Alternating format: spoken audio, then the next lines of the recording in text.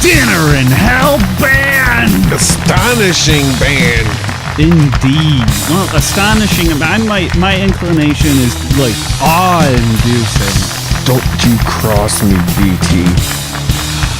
Astonishing band. They are astonishing me wildly right now. I definitely do not feel any definite sense of awe, though. Total astonishment, for sure. Awe, less so.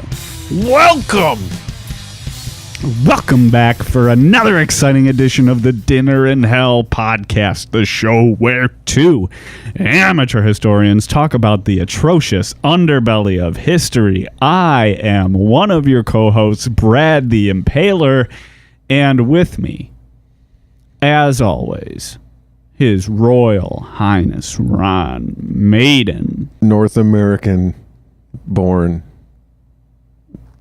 original Ron Maiden. I'm just saying you're the king of history podcasts. The king of amateur history podcasts. Do the best I can. Trying to do it. Trying to imagine if I was listening to a podcast, what I would want to hear. Mm-hmm. How I'd want to hear it. That's all I do. That's how you become pod royalty. Yep. There's another service where you can find our show. Pod royalty? Yeah. Oh my God. Yeah, that's a solid service. We're on there too. Yeah, but it's only like for like dukes and duchesses and shit though. Well, episode 59, here we are. And what an episode it is. Today's topic belongs to the Hippoglossus family, commonly known as flatfish, which can be found in northern Pacific and Atlantic oceans. The halibut fish. Oh, I think there may have been some miscommunication at all of the meetings that we had about this. What? This isn't the halibut fish episode? No, this is an episode about Hamilton Howard Fish, more commonly known as Albert Fish. He was a human being, maybe. He was an American serial killer that killed children, also ate their flesh. So listen here. If you are a child and you are listening to this episode, you may want to turn it off. If you are a child and you are a boy, turn it off. If you're a parent and you're here, you know, I think you've probably listened to a few of our episodes. You know how we do it. We're not going to... yeah, some of our episodes, maybe even we'll recently, they've been light on the lighter side. You know, this is not one of those. We shall tiptoe through the gore, right? Yeah. I'm not going to sit there. I'm a father. You're... I got a few details that I think will get the point across well enough. Okay. Yeah, I mean, it's obvious that the nature of our show is at least to some degree exploitive, maybe. But we try to limit that to some extent. So some of the more lascivious shit is out, but I don't think you would have guessed that at the end of the episode. So yeah, we rarely do these warnings, but this is maybe one not for the kiddos. Yeah. We've never made this warning to children, but this one, please, children, turn this off. Yeah, I mean, if you're a fan of nightmares, turn on Logan Paul. Oh. So, listen, I'm going to, just expose my life to everyone, the good and the bad, so... Yeah, that's what I'm about. I wasn't thinking when I booked a flight to Japan. It was total impulse. I wasn't thinking when I went to this forest. It's not only known to every single thing online, like the first 7 pages when you Google it are about how people kill themselves there, but I wasn't thinking. It was an impulse to drive all the way there to the base of Mount Fuji. And then walking off the path, I wasn't thinking. It was a total impulse.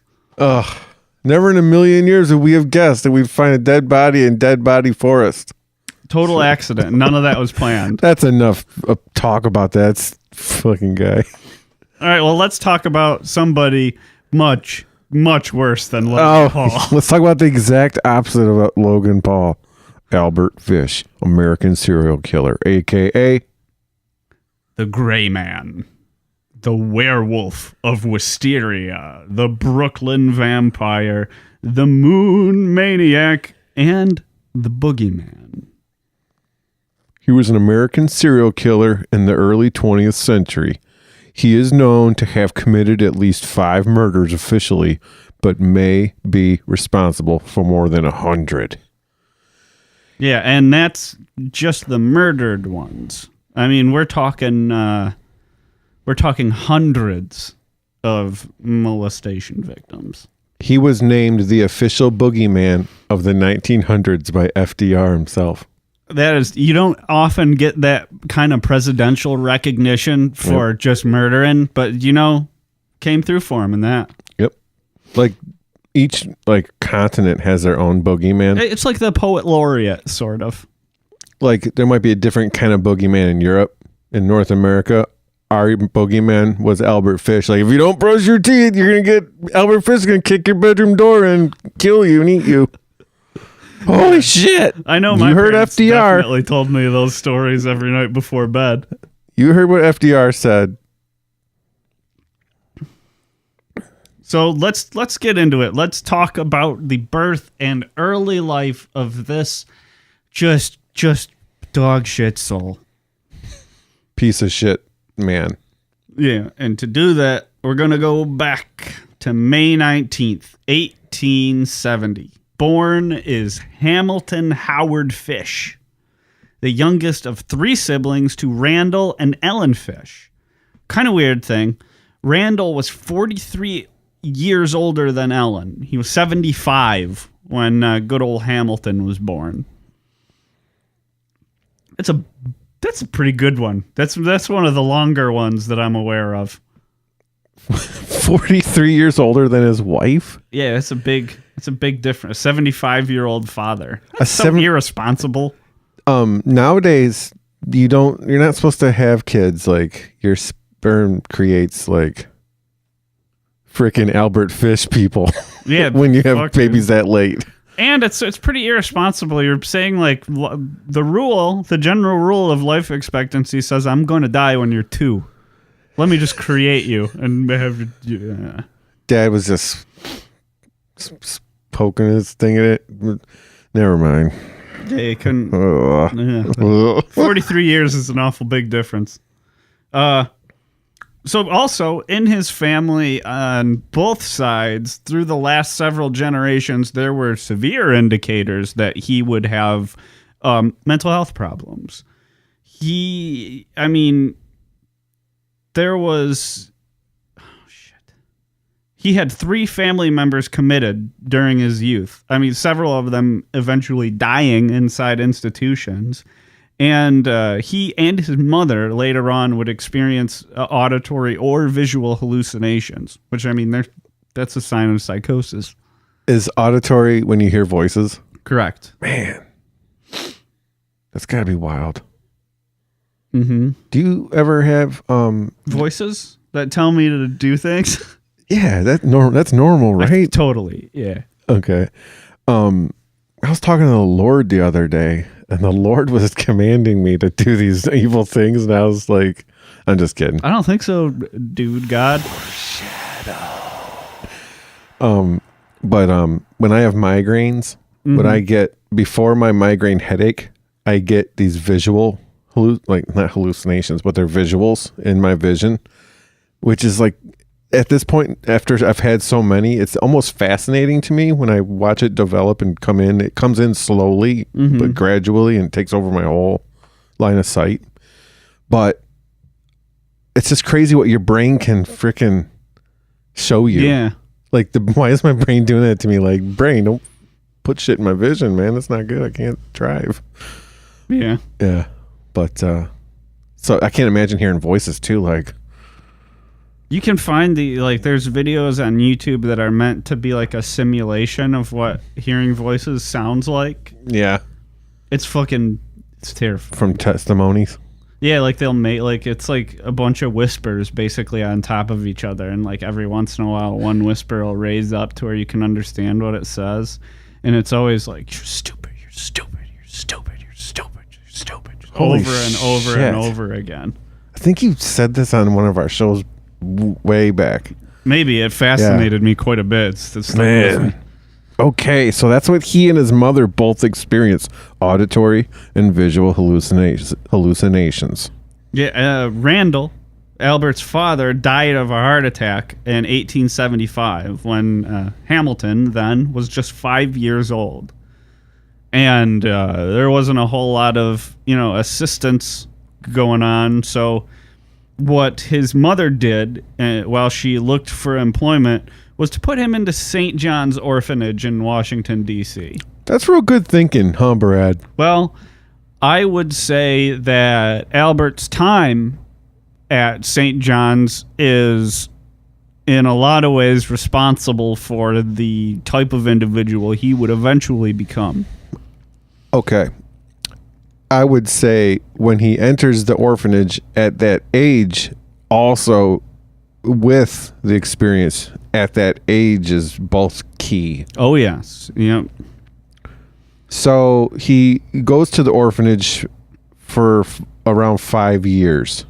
He's there. Yeah, between 5 and 7. I saw a little bit of conflicting information. Some say he got out in 1880. Some say he got out when he was about 12. So I don't know if it was around 1880 or a little bit later, but that's about how long he was in there. While he was in there, that's when he adopted the name Albert, because he didn't like the nickname that he got in there, which was Ham and Eggs. And he also loved halibut. He loved a lot of things. Dinner and Hell fact: halibut and the name Albert. And the freaking last name Fish. Who wouldn't love to have the last name Fish? Oh, God, it is. Maybe it's just tainted by him. That's why I'm not super fond of it. But I don't know. I don't think Fish would be a good one. I like the Impaler myself. I mean, I'm happy with it. It's a pretty good last name. Brad the Fish.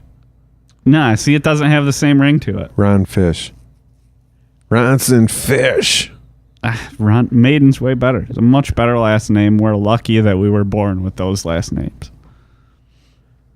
So he's in this orphanage, and it's a nightmare. Yeah, he himself would even say later on that it ruined his mind.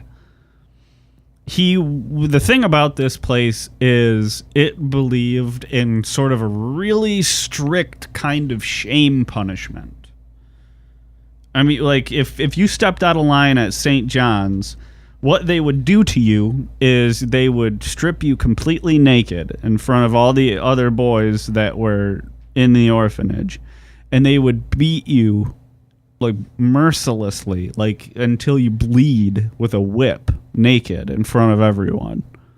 Regular. Like, this wasn't something that happened once or twice a year. Like, this shit was happening to 2 or 3 people every day. Hey, could you say that whole thing one more time for the listeners? Because I had my headphones unplugged. I didn't hear what you said. Just kidding.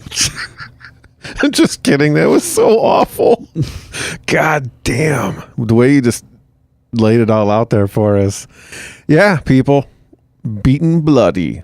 Oh, shit, dude. I remember at the old orphanage. I remember being in school and, like, maybe every once in a while, like, a teacher would kind of subtly, like, insult you, like if you were being an asshole or something, like, and not even in an overt way, because like they'd probably get in trouble if they like actually came at you with some shit. Yeah, but like I remember how much being like slightly shamed just a little bit in front of the people around me like sucked. I can't imagine having that happen to me when I was like 8 years old. When I was in elementary school, the principal paddled us. I think it was a paddle or his hand. And yeah, we had to go down there and we had to get a frickin' spanking by the principal. Like, could you imagine? And he had to call my mom. He'd be like, Mrs. Maiden, Ronson is down here. Young Ronson is down here again. Mrs. Maiden. And the boy, I'm telling you, he's going to get a spanking now. I just want to make sure you're aware of it. Oh, well, I guess so. What the fuck am I going to do? I'm just fucking out here working while he's, what am I going to do? What am I going to do? Beat his ass. I don't give a shit. Okay, dokie. Grab your ankles, you son of a bitch. Freaking paddle me. One time he paddled me so hard, I flew into the file cabinets. Like, my shoulders like what the fuck, dude? It was extra hard, dude. Lucky he didn't. Lucky he didn't believe in the same type of paddles that Albert Fish does. Did you ever have paddling in elementary? Or was that gone? No, that was long gone. Yeah. Every once in a while, I had teachers that would throw stuff at us. Weapons, like tool, like a hammer. No, like erasers. I had a teacher that would throw erasers at you. I was like if you were talking or like if you fell asleep, he'd just throw an eraser at you. I was in a class, and this teacher, I won't say his name, but he was a tennis playing teacher in the area, if you know where I'm from. And one time I was in class, and he freaking backhanded me with a paperback book. Like, we had a paperback book. He freaking right in my face, like whacked my face with it. And he was a tennis player, you son of a bitch. You to backhand me. Oh my God. If a teacher would have hit me, I would have swung on them right away. I was like in 8th grade. I was probably his size. Bring it, bitch, if I ever see you again. Yeah, see, I was smaller, but I had mostly female teachers, so I probably could have held my own. Now I'm like 40, or now I'm like an adult, and like I run into him now, and he's like 80, and I'm like, you want to do that shit again now, fucker? You want to dance, old man? I'm in the prime of my life. 27 years old, bitch. He's on a fucking rascal. Oh yeah, so let's get back to it. Yeah, so beaten until you bled, naked in front of your classmates. That's what we were talking about. That's what happened to Albert all the time. And the thing is if you're subjected to something horrible that you can't get away from, like maybe it's something similar to when you're a hostage and you'll fall victim to Stockholm syndrome, where you start to identify with the person who is, holding you captive. Yeah. But maybe in one way to cope with being beaten like that is to just kind of flip it and start to like it. You ever experience Stockholm syndrome? Either you being the victim or you having a captive? No. Yeah, me neither. Yeah, so at this orphanage, he started to dig the beatings. Even at that young age, they started whipping him, and he started enjoying it. He's like, oh shit, I'm gonna be extra bad. I haven't been beaten in a while. Yeah, he's like, I could use a good whipping. So he'd like walk in front of the teacher and like do something that would warrant a beating. He's like, we had freaking stovetop today at lunch, and I'm getting beaten tonight. Perfect Friday. The orphanage. And he would freaking watch the other kids getting whipped, right? Oh, yeah. And he started to get his jollies from that, too. He liked the screaming later on. God damn it. He liked the screaming. Everyone's like, cut. That's enough. God damn it, Dinner and Hell. I don't know why I do this. Every time I click on your program, it's like I'm torturing myself. Yeah, maybe not. Hey, we're just having fun telling you. One of the interesting things about this, too, is that his other, orphanage mates, I don't know what you call that relationship if you're in an orphanage together. Orphan? The other orphans? Just go with the proper... Orphi? Orphi? Yeah, Orphi is, I believe, the proper plural form. So they resented it because they're like, you know how kids punish any like deviation from the norm anyway. Imagine if like everybody's getting their asses beat all the time and it's so horrible, but one's getting beat and he's like, "Oh, please don't whip me any harder. That would be terrible." Like smiling and shit. You broke your paddle. Yeah, Like, so they're on like, him. yeah. So not only was he getting it from the orphanage adults, he was also regularly tormented and beaten by his classmates. He's like, keep beating me. I love it. Yeah, that's the thing. It's like if somebody you don't like is a masochist, you can't do anything to get them back for when they do shit to you. What are you going to do? Beat them up? They'd be like, "Oh, please don't." So, according to orphanage records, Indeed. they reported that the young man wet the bed pretty much every night up until like age 11. Yeah, that's an indicator that there's some problems going on, probably. Yeah. Hello to our bedwetter listeners out there. You're all probably wondering what BT's saying. What are you saying? What do you mean by that, BT? Well, bedwetting is on the McDonald triad of traits that you may or may not find in people who are later developed to be serial murderers. Bedwetting is just one of them. Another key component is cruelty to animals. So, I mean, cruelty to animals, I think, is a much stronger indicator. Yeah. Another one that shows poor impulse control and sort of wanton desire for destruction is arson. Arson's another common trait. Getting your rocks off on fires might be indicative that you have a sexual deviation, which may qualify as criminal. So you just gave us the McDonald list. Have you ever read the Burger King list? No, I have not. It's different. What's on there? It's fine broiled. Is there any way you want it? It's right. My nana brought me. I was just watching Ali G DVD the other day on disc. I broke out the DVD from the DVD drawer. I didn't know I had it. I was like, holy shit, I got Ali G on DVD. I thought about it. I was like, let's just get rid of all the DVDs. Right. Mrs. the Impaler. What do you think? What's the point? And she was like, no. Because what if the cable goes out? And then the cable went out. Boom. We had DVDs to put on. We would have been boned. Right. You're like, frickin'. You guys just sit and watch Home Alone and shit on DVD and shit. Like, I got Snow White, Disney's Snow White on DVD. Fuck that VHS shit. We got a few good DVDs, and then we may or may not have like drawers full of shit that I've may or may not have burned over the past decade.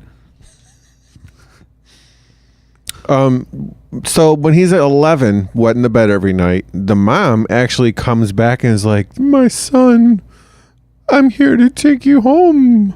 Yeah, you think somebody who dropped a kid off at the orphanage for like 5 to 7 years wouldn't be coming back, but she did. Yeah. Took her that long to find a government job, nice and cushy, and she came and got him. And he's like, "You realize, right, that I was fucking whipped bloody, naked. My pee-pee was whipped. And children laughed at me. You realize that? That's what happened? That's what you dropped me off at for 5 years? Thanks." She'd probably just kick his ass. She was like, "Well, you probably deserved it. You probably deserved each lash." Yeah. And things continued to kind of go downhill from there. And we had another commonality pop up shortly after that where he takes a terrible fall and suffers a head injury. Well, what if he had siblings, right? Indeed, 2 surviving siblings. What if she just took him to the orphanage because he was like a demon child? She's like, "Yeah, whip his ass." She checks off all the, like, yes, you can whip him. Yes, you can whip him in front of children. Yes, you can whip him naked. Like, she has to okay all these things. I don't give a shit. Yeah, he's an asshole. Get out of my hair. Maybe you'll fix him. Call me in 5 years. I'll come back. Because now that you mention it, I don't remember anybody writing anything about the other kids. Maybe they were kind of out of the house already. I have no idea. Right. They would have had a chance. There's a pretty big age gap going on there. Yeah. He might have had the rest of the kids when he was like 60. Yeah. His older brother's 35. He's 11. So what? Say again now. He hit his head. Yeah, he fell from a cherry tree, cracked his head open, and he developed dizzy spells, severe headaches, and he also got a stutter. You know who else from our past hit their head once? Was Old Man Lawson on their Christmas episode. Yeah, it's a pretty common thing. I mean, I know we haven't gotten to him yet, but you can find head injuries in Richard Ramirez's past. Let's stay on topic, BT. Let's not promote future. I wonder if Joan of Arc ever hit her head. I don't remember. Well, so this is Albert Fish at around age 12, and this is where things really begin to take a turn. He starts a relationship, a sexual relationship, with another 12-year-old boy around town, one that's working as a telegraph boy. Now, this telegraph boy was very instructive for young Albert as he introduced him to two of his lifelong, some may say, passions. And those are the passions of urolagnia, which is drinking piss, Okay. and coprophilia, which is eating shit. I looked up coprophilia, and like the definition is It's a dangerous Google. yeah. If you pull up my phone right now and went to Google, it would probably say coprophilia. Like it's the last thing I looked up. Don't hit the images tab if you'd like my advice. I did not. I searched all. Maybe don't put that in the collage this week. The number one definition, it was abnormal interest and pleasure in feces and defecation. So I just want to make sure everyone's totally clear. Oh shit! Someone right there right now is eating brownie batter, going, "God damn it! You ruined my brownie batter. I was eating it out of the bowl with the rubber spatula." Age 12. That's what he was up to with the telegraph boy. So the telegraph boy. How do you know about this?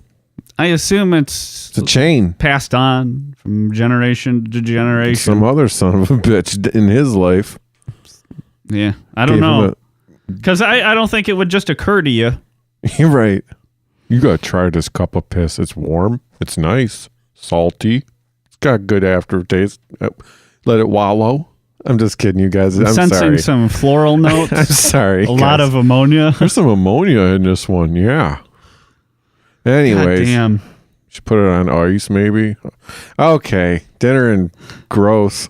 All right, so we got 12-year-old Albert Fish, and he develops another habit now, which is skulking around the public baths, or like places like the YMCA, where he can, see lots of other boys and men naked. Like the public pool. Yeah, he's down for that. Yeah, I'm sure they had like the pool. So like back then, you had to be butt-ass naked to go swimming. Yeah. Yeah, like swimsuits weren't really a thing. Yeah. Like high school gym, you would just swim nude. Yeah. Much more recently than you might think, too. Well, anyways, he grows up, and we know he is working as a house painter sometimes, also sometimes prostitute, by the age of 17.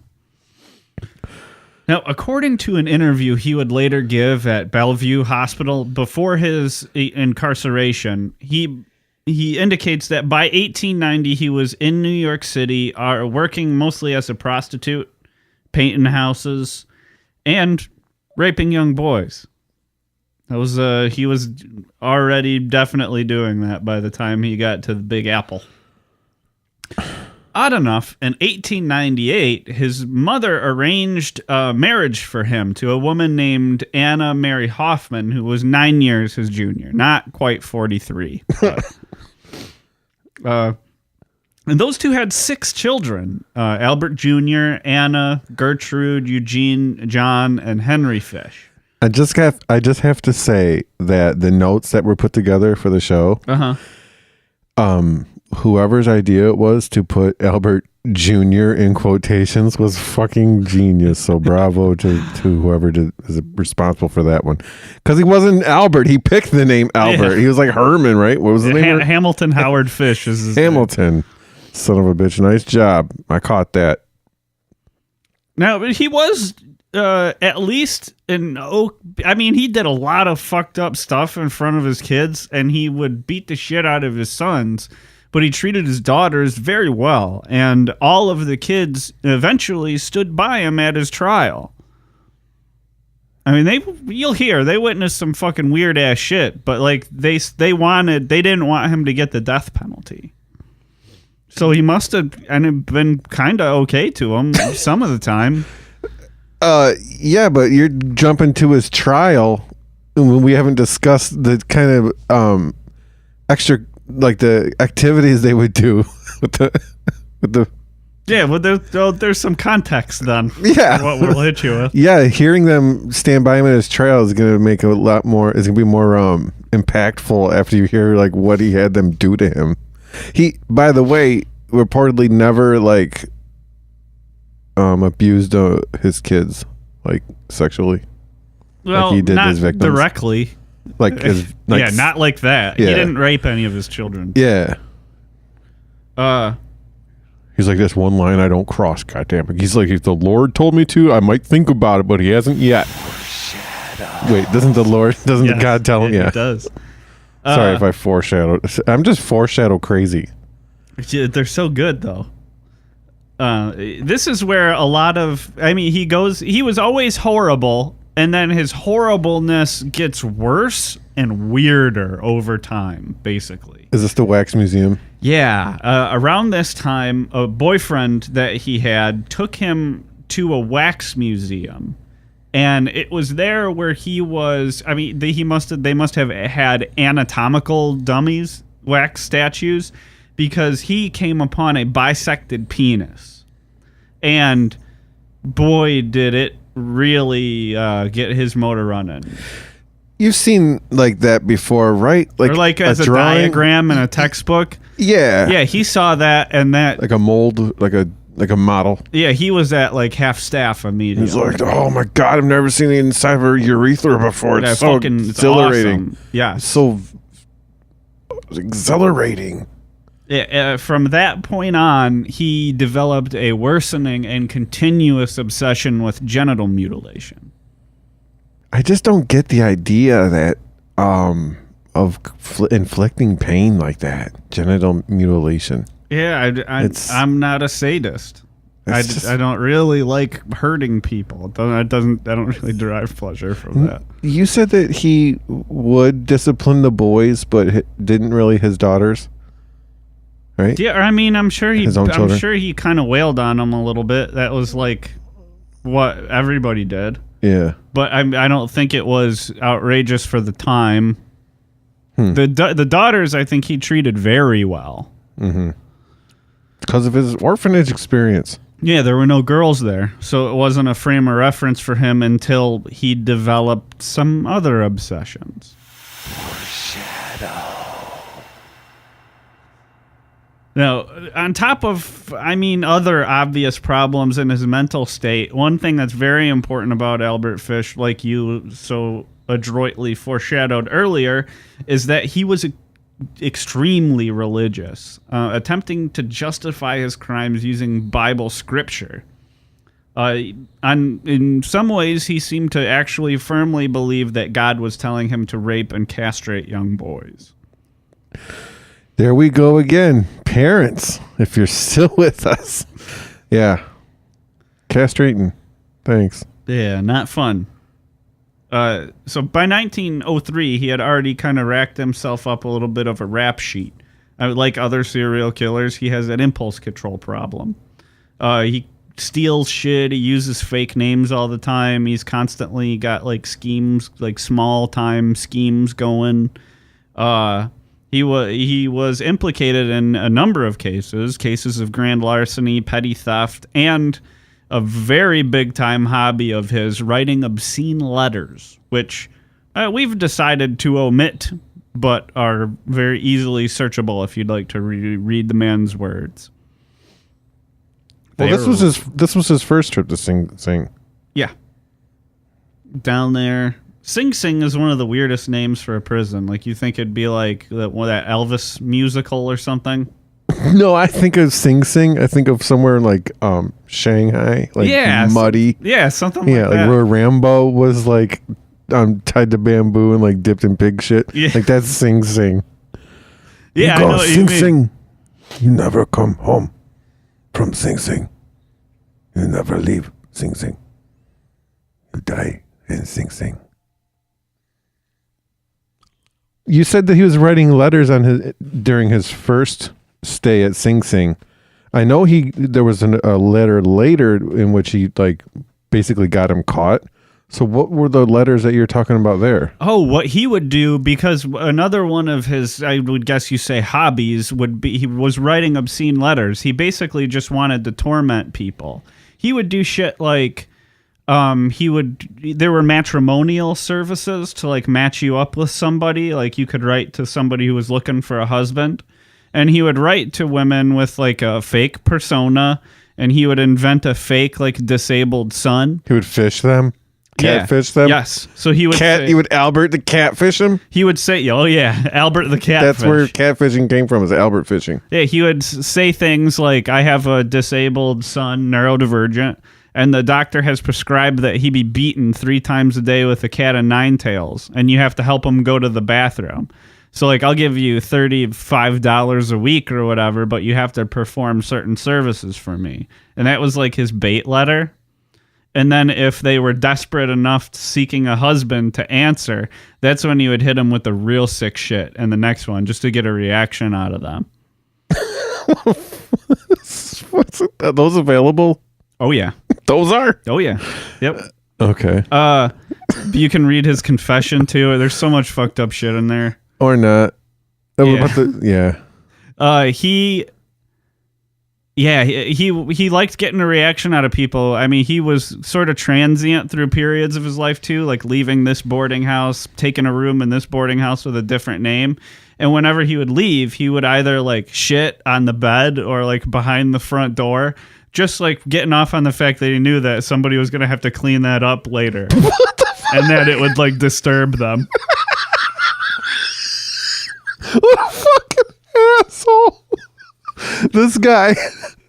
Holy shit. When I think of top assholes on our episode list, I think of like Nero or like, Hitler. This guy's. He's like constantly doing...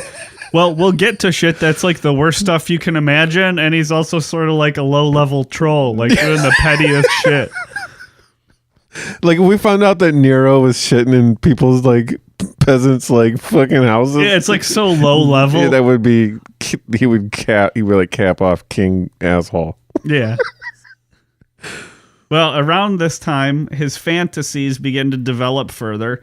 And along with the genital mutilation, one other thing that he just can't get out of his head, cannibalism. Oh, yeah. I was thinking about that, too. I'm kind of hungry.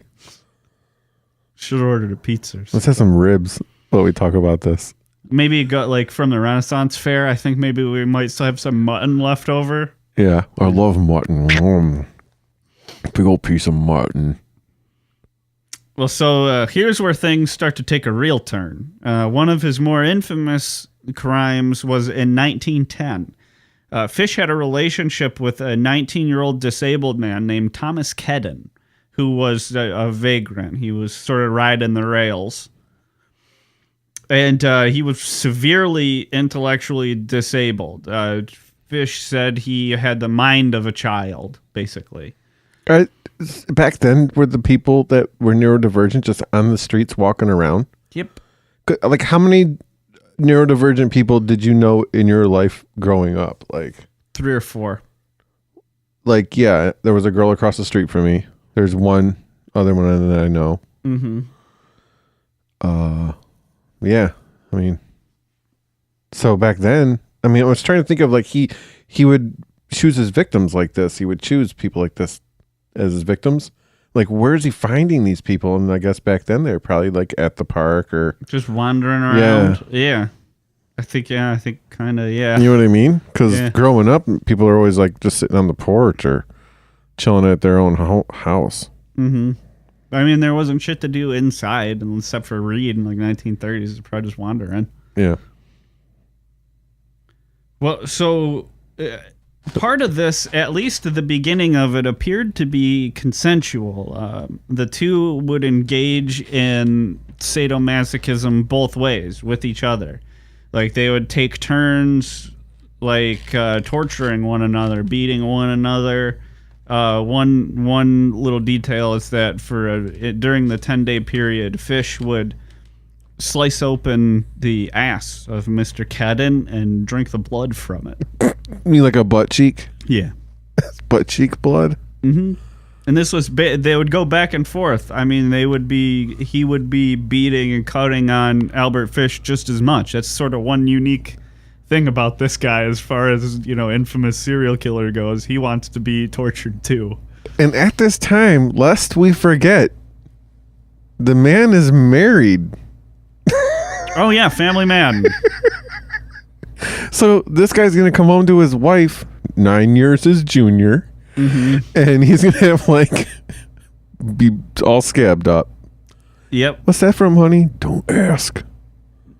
Yeah, I think she just sort of was like, well, women, you have to remember at the time, they weren't in a position to make it on their own, and there was no support. He was like, they don't call me the Wolf Man of Wisteria for nothing. Yeah, so if she left him, she's on her own. Maybe. And then what? She leaves him. I'm just kidding. Well, so Kedden was a willing masochist for most of it. And, I mean, we're talking Fish is using his favorite shit on him, like a paddle studded with short nails. Mm-hmm. This culminates eventually in an old farmhouse after 10 days of this, with a tied-up Kedden having half of his penis cut off by Albert Fish. You mean like from tip to base? I think he went across the middle. Like took the end of it off? Yeah. Dude. One source said that it was just the tip, just the head.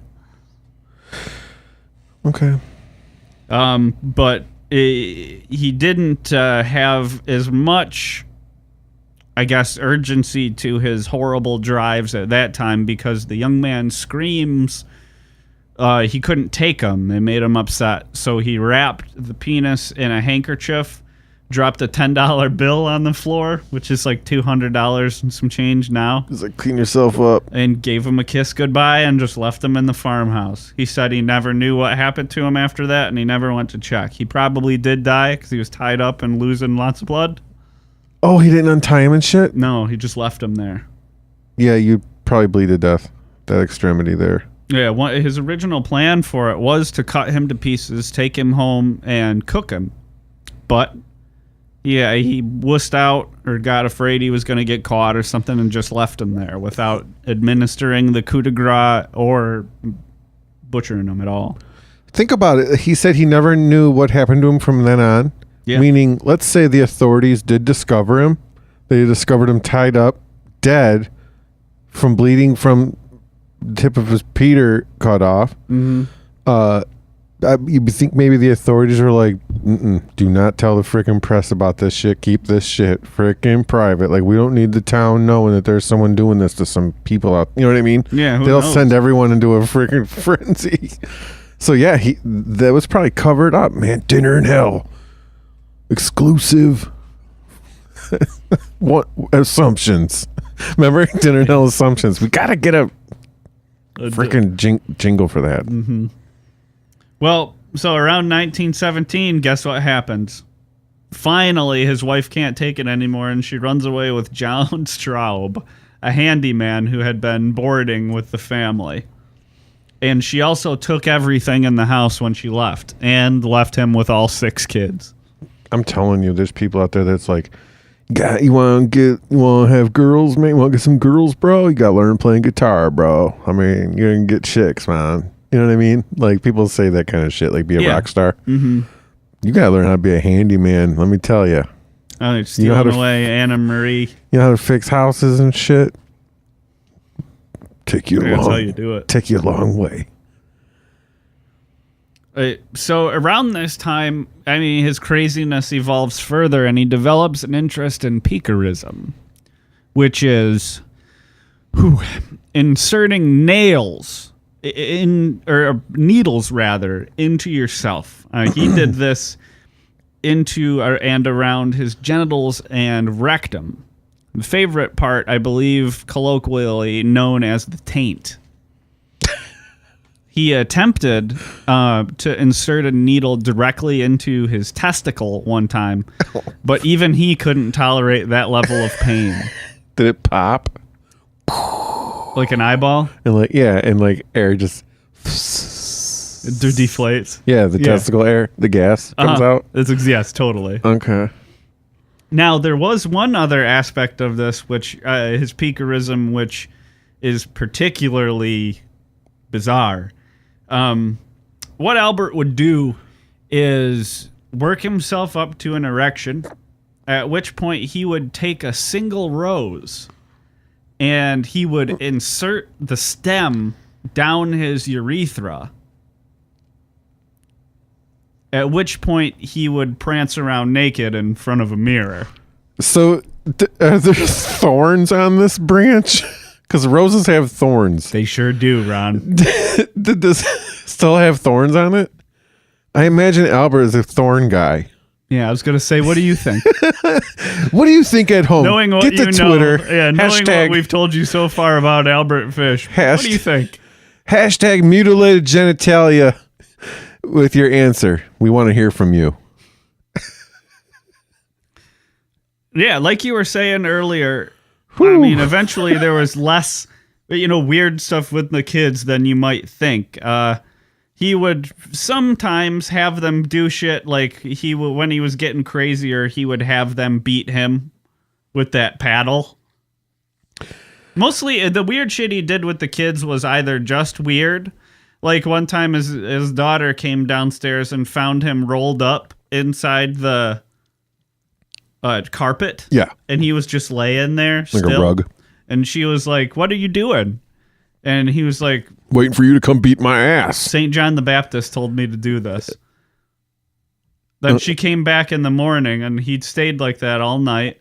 And on occasion, he would ask the children to jump on him and kick him and shit when he was rolled up in the carpet like that. He would play this game. Ready for this? This is I guess this is a going deep moment. He would have his kids beat him, but he made the game where he would be laying on his belly facing down, and the kids would be, I guess, above him with the paddle or like a brush or something. I don't know, some kind of objects, and he would have them hold up fingers on their hands and have him guess how many fingers, and he'd go, "Oh, 3," and it's 4. You're like, "Oh shit." And then they'd beat his ass. And however many they got wrong. Yeah, when he was wrong, they beat his ass. And yeah, there was another game that he played where he would just wear like boxer shorts, and he would have the kids climb up on him and then go down his back with their fingernails. Dad. Yeah. That's just dad. That's dad shit. Yeah, there's some other weird shit too. There was one time one of the sons recalls he was outside playing with his some local kids, and all of a sudden his dad was on a hill. Albert was up on a hill naked, just screaming over and over again, "I am Jesus, I am Jesus, I am Jesus." Freaking Albert Fish. Yeah, so it's that's what I'm saying. It's tough to say. Is he crazy or evil or both, or what's going on here? Well, his obsession with cannibalism also continued while his mental state sort of deteriorated. He would sometimes, for his dinner, eat nothing but raw meat. No side dishes. Not super nutritious. Just raw meat on a plate. Yeah. And sometimes he would just serve raw meat to his kids, too. Kids are like, "What is there?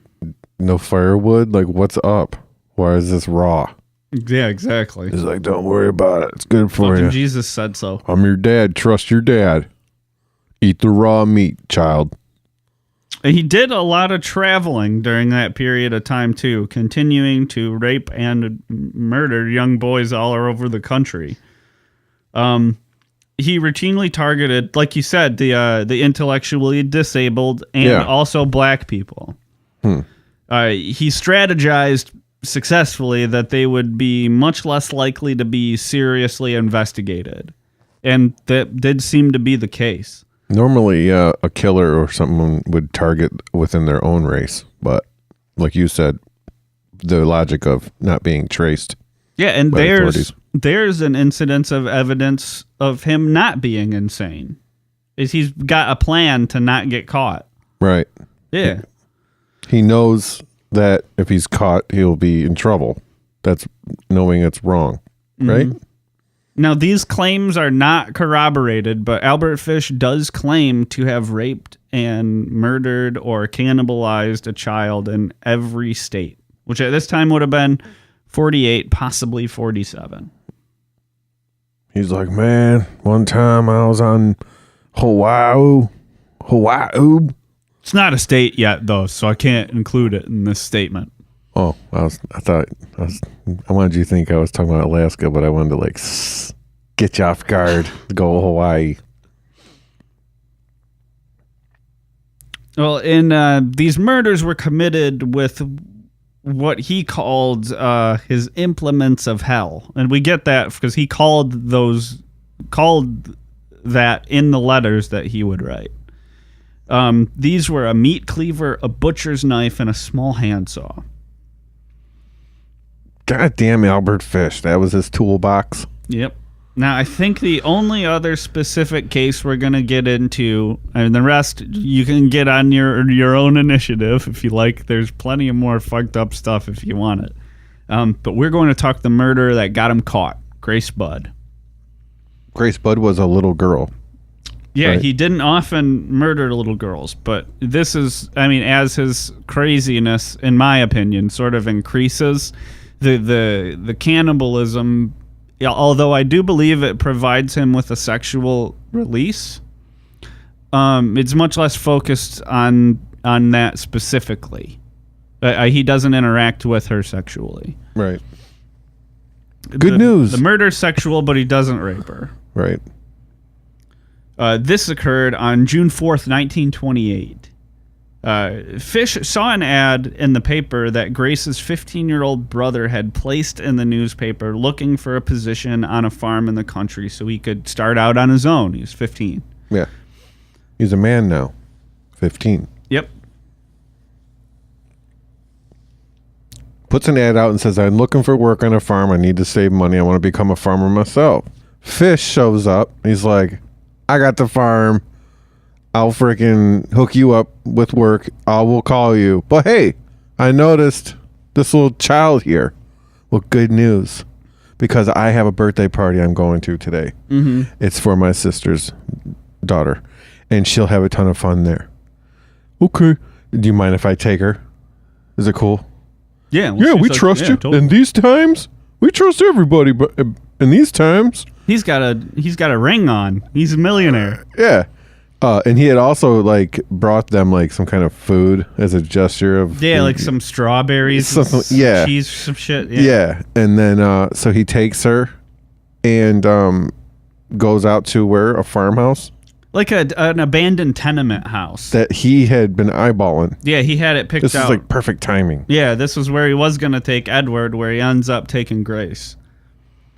He was using the name Frank Howard. Yeah. It's a good fake name. It sounds real. So it wasn't the actual initial visit. He came back on his second visit. Yeah, the first time he was there, he didn't see Grace. Okay. The second time, he was coming back to pick up Edward, and then he saw Grace and was like, nah, I'm going after that one. Yeah. Yeah, I think God told them to. Yeah, so they go off to this party, which they agree to. I mean, maybe because they're afraid if they don't agree to it, he won't give them the job. Like, they're afraid to offend him. Okay, yeah, Grace, go have fun. This is old man. Yeah, but she's taken and she's never seen again. I mean, he took her to the tenement and he had her playing outside in wildflowers that were near the house while he went upstairs and removed his clothing. So why did he remove his clothes? Yeah, he didn't want him to get bloody. Oh, yeah. They didn't have raincoats back then. parkas. Yeah, you couldn't do Patrick Bateman on it. Right. He then, called her up, at which point, I mean, God, could you imagine the terror she must have had when she got to the top of those steps? God damn. Some old man nude. Like a fucking meat cleaver. Jesus Christ. Yeah, so he strangles her there. Oh, great. Thanks, killing Brad. her. Thanks, Brad. Yeah. Strips her, cuts her into pieces, draining her blood into a paint can that he was just dumping out the window. And Jesus fucking Christ. I didn't see that in the notes. Wraps up her pieces into paper bags, makes a couple trips over the next couple days, carrying it all home, where he then ate her. And I'm sure his kids did too. I mean, they ate raw meat at the house. Well, I think this was later on. Oh, okay. I think he was constantly moving around. Sometimes he was living with a couple of the sons. Sometimes they'd pawn him off on a daughter for a while. He'd have like rooms rented under 2 different names in 2 different boarding houses. He was all over the place. And getting crazier and crazier too. There was no break in the investigation for 6 years. He didn't get caught. We told you he gets caught for this one, but it's not till 6 years after that. Yeah. Yeah. Mrs. Budd received a letter. A letter in which he describes the crime he committed with details that only the killer probably would know about. Yeah. Like the ruse with which he took her. Yeah. Yeah, he mentions it in the letter, along with how he disposed of the body. The letter, I looked it up. It's available. And the letter starts off like a letter, like some random, like someone's corresponding with you, like someone's trying to just reach you and tell you, oh, I just wanted to bring your attention. Back in China, there was a big famine. Yeah, he gives background info on cannibalism. People ended up eating human children meat. By the way, side note, I ate your daughter. Like, he tells the mom details about her poor freaking daughter. Yeah, if you swapped some of the details, it would stop being, like a horrible psychopathic taunting letter, and it would be a good Yelp review. Oh, yeah, he comments on the tenderness of meat. Yeah. Yeah, Thank now you. The thing about this letter is the stationery that it was written on was able to be traced back to the tenement house that he was staying at. So, once the dogged detective bird dogged this down, they got his name, and they were able to follow him on through like mail forwarding and shit like that, and they were able to track him down. This detective hunted him relentlessly. Mm-hmm. This letter was a huge mistake for Fish. Yeah, and he wanted to be caught. I think there was some part of him, because when he was caught, he did immediately confess. Yeah. Yeah, like the tenor of his testimony sort of started off like, I deserve to be here, I'm a monster. And then at some point, it flipped to, I'm crazy. I don't know why I'm here. Yeah. So, was he crazy? Was he not? Was he having moments of lucidity? I don't think we'll ever know for sure. Because, there's strong evidence every way. Well, he picked out a house to use it for a crime. Then he had the opportunity fell in his lap. Gracie Budd. Mm-hmm. Boom, it was like all thought out. Yeah, but he would also do He wishes it was a boy, but he'll take a girl fine. Yeah, he would also do things like just wrap himself up in a carpet and lay still for a whole night long. Run up on a hill nude saying he's Jesus. Yeah, he wasn't doing that for anybody's benefit. He was just getting down. That was just what he felt like doing. Who hasn't done that, though? Once in their life, just run up on a hilltop screaming nude. I can think of 2 times I've done it. Once drunk. But hey, you only drink apple pucker once. You only throw up on apple. apple pucker once, right? Is it the green one? The apple one? Apple, green apple, baby. Yeah, it's way better than watermelon Straight. if you want to get fucked up. Straight pucker. I think that shit's like 35 proof, dude. That's right. Damn straight. It's enough. Get you up there on that hilltop, buck ass naked. Jesus. So he's in Sing Sing prison. Oh, he's back in town. He's like, oh, it's my old bunk. Shit, thanks. You saved my bunk from when I was doing larceny shit before I was eating flesh. Piece of shit. This fucking asshole. All the doctors that interviewed him there at either Sing Sing or in Bellevue before he was incarcerated, most of them agreed that he was insane. As a matter of fact, all the jurors at his trial also agreed that he was insane. But they, more importantly, ruled him sane because they also believe that he needed to die for what he had done. They're like, fuck the rules. Yeah, so he winds up being sentenced to death by electrocution, sending him back to Sing Sing. Now, the most complete diagnosis of his insanity pointed to an obsession with the story of Abraham and Isaac. I mean, with his underlying mental issues already, he was fascinated and obsessed with the tale when, God, was commanded Abraham to kill his son Isaac. I mean, perhaps poignantly, Isaac was tied to a rock and Abraham was poised to stab him to death when an angel intervened. I can't remember which one, but an angel shows up and was like, hey, we were just testing you. You don't have to kill him. It's all Gucci. Mm-hmm. And so what Albert sort of adapted that to in his own head was, oh, if sacrificing children is wrong, surely an angel will show up and put a stop to it. They never did. Never He's showed like, up. not to this day, not once has an angel stopped it. I killed a kid in every state, goddammit, not one angel. So, You know why? Why?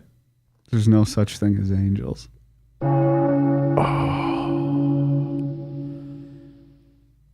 No one is watching out for you. The best Angels pitcher ever had one arm.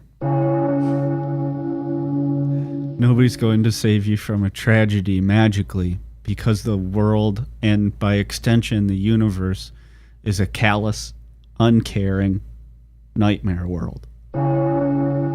Angel is just a Mexican girl's name. There is no plan, and you have no destiny. It's all random. Angel food cake is just yellow cake. Now, there is an apocryphal thing about his execution, which was to be in the electric chair at Sing Sing. Okay. When he arrived, doctors had given him an x-ray. Remember when we talked about the needles? Yeah. Yeah, they found 29 needles within his genital, taint, and anus regions. That's a lot of needles. He's like, I'm going to tuck this needle away for a later date. Well, the name of the game, he said, was to purposely push them in so far that he couldn't get them back out, so that they would continue to hurt him for, like, days or weeks.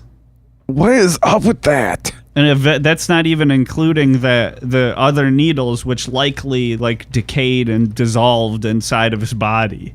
It rusted and shit. Yeah. Whatever. Yeah. Ugh. He's probably going to die of rust poisoning. Tetanus. Something fucked up.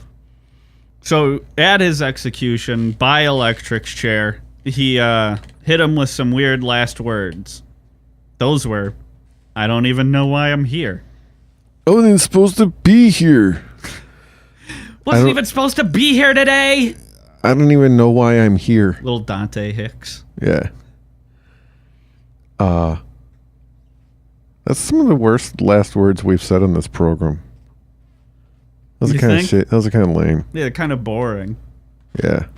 But he did leave something else behind. And This is some of his written word that, unlike the letters, none of us have access to. His lawyer was handed a 4-page written statement before his execution that was supposed to be opened and read afterwards at the execution. The lawyer read all or some of it upon receipt and told those present, "You will not be hearing this because I'm not going to read it, and I'm going to immediately destroy it because it's the most obscene, disgusting thing I've ever encountered in my life, and I'm not going to inflict it upon anybody else." Right. So you wanted a hero for the Albert Fish story? There's one. Did you ever see the movie Grizzly Man about the guy that went with and stayed with the bears, and protected the bears and shit, and then the bears eventually went in his tent and ate him? You must never listen to this. Yeah. It is horrible. He destroyed that footage, or will never play that footage. Yeah, that audio and stuff. Yeah, he gave it back to her, but he was like, "You should destroy this." Or I think he says, "Never watch this." Yeah. Oh my God. When he was executed, want to hear a little thing here? Yeah. He was executed on January 16th, which is 2 days after the date this episode was released. This was released on January 14th. 2 days, guys. Fascinating synchronicity. Yeah, what are we doing? What are we going to do for Fish's execution day? We're going to go party? Yeah, party probably up? the usual. We'll get the limo. Take the train into the city? Mm-hmm. Oh, get the limo. Okay. Limo takes us to the train. Okay. Limo it to the train, and then train to the limo to the city. Yeah, the second limo. Right. Second limo, PM limo, not the AM, because it's a long drive, baby. This isn't 15-minute jaunt to the city. All right. Frickin' Albert Fish. Was he an asshole? You tell us. Correct. Hint. The answer is yes. Was he sane? Did he deserve the death penalty? Yeah, you let us know. He deserved it? Yes. Should he have gotten it? Maybe. I say yes. I also say he took the time to write the letter to the parent describing how he ate her daughter. Yeah. Yeah, I'd say he had it coming. Yeah. You're sane enough to do that. You're sane enough to freaking be executed, bitch. Yeah, that's him, though. That's the fucking boogeyman right Albert there. Fish. Boogeyman of 1900s. Yeah, I think I've had enough fish in my life. So, I'm probably just going to shut it down. Probably never going to talk about Albert Fish again. What do you think we should do first? Another Ling Chi follow-up episode? Or an Albert Fish best of? The worst of Albert Fish reboot. Those are some rough ones. You know what? I'd say there's so much more material that I know of for Fish that I'd say I'd go that way. I'd rather do the Fish one than this is gross and it makes me feel nasty, but not as viscerally as Ling Chi did. As a parent, this one bothers me more. Because I'm a parent, can't imagine. This disgusts me. Don't get me wrong, but the Ling Chi one gave me a physical revulsion that I'm not getting right now. Yeah. Even if he tied up his... Well, I get it when they're talking about cutting. When I talked about him cutting Thomas's dick off. I was just about to say that. Yeah, I had that feeling then. But the Ling Chi one was all slicing. It was nonstop. So I had my reaction is to slice. And I just cringe. Yeah, so whenever they're slicing, it got me 3 or 4 times during this episode. But the reason the other one was so tough is because it was from beginning to end continuous. Everybody's got their thing that makes them squirm like that, Mine's cutting. Mine's shit topic. I don't want to hear about it. Yeah, I don't love that either. But it's nowhere near as bad as slicing, human slicing. That's just terrible. It's unreal. Yeah. And I don't like visually. I don't like the shit. And I don't like maggots. Maggots don't bother me. People will be there's assholes in the world that'll maybe post a picture of shit in a toilet, some kind of, people are immature sometimes. Mm-hmm. But I can't take, that's not funny to me. Never is to me. It's dude, never want to hear about it. But I do want to. What's your fucking bugaboo out there? You want to know what I do want to hear about is these people's bugaboos. Yeah. What's your bugaboo? What makes you feel terrible when you listen to it or see it in a movie or some shit? The best way to let us know that, Twitter. Dinner and Hell Pod. For sure. You know it. Oh, my God. Alternatively, we're on Facebook, SoundCloud, YouTube. We're just all over it. Hey, let me tell you, our response rate 100% on Facebook. Holy shit. You want to know something, folks? We checked with YouTube, and we wanted to just make sure we were okay as far as like amount of plays. Like the volume wasn't too. We don't know if there's gonna be bandwidth issues with all the plays on our videos. Yeah, it's and tough they said sometimes. no. They said no. You're all clear. There's no problems at all. Smooth sailing. So we got check out our YouTube if you ever want to do YouTube on your TV or something. Yeah, we got some more bandwidth on YouTube ready to go for you. Yeah, if you pull up your like PlayStation, click it over to YouTube, type in Dinner in Hell. All our episodes are on there. We had a new country listen to us recently. Yeah? Frickin' Taiwan. China, baby. Hello, new country. Hello, Algeria. Hello, Luxembourg. We had some other new people check in. Thank you. And another thing, in a few more episodes, we're going to do a little, we're going to start a new segment that's going to run in 2018. Mm-hmm. It's going to be like a tournament where we're going to match up previous episodes in type of kind of like a college basketball bracket scenario. Yeah, we're not sure what we're gonna call it yet. Maybe Spring Insanity, something like that. February Freak Out. But anyways, yeah. So we're gonna there'll be like an ongoing bit at the end of our shows, right? Yeah. So and we'll probably have a wrap up with the I don't know, the egregious 8, some shit. Yeah, we'll come up with something original. Yeah, but we're gonna have a tournament.